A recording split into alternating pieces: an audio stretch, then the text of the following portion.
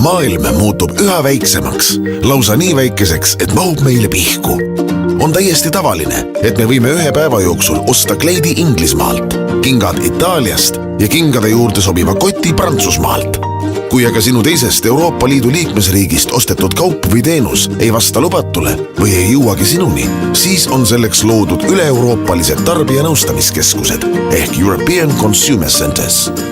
Nende Eesti osakond asub Eesti Tarbijakaitseameti juures ja peamiseks ülesandeks on aidata tarbijatel lahendada piiriüleseid tarbijakaebusi. Saame sind aidata, kui sul on probleeme mõnest Euroopa Liidu riigist, Norrast või Islandilt tehtud ostu ja tehinguga.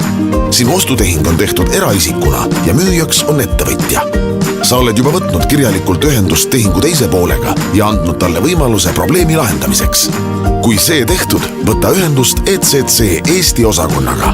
Meie võtame omakorda ühendust vastava riigi ECC keskusega, kes püüab lahendada tekkinud probleemi kohapealse müüja ja sinu vahel. Leiame lahendusi koos. ECC.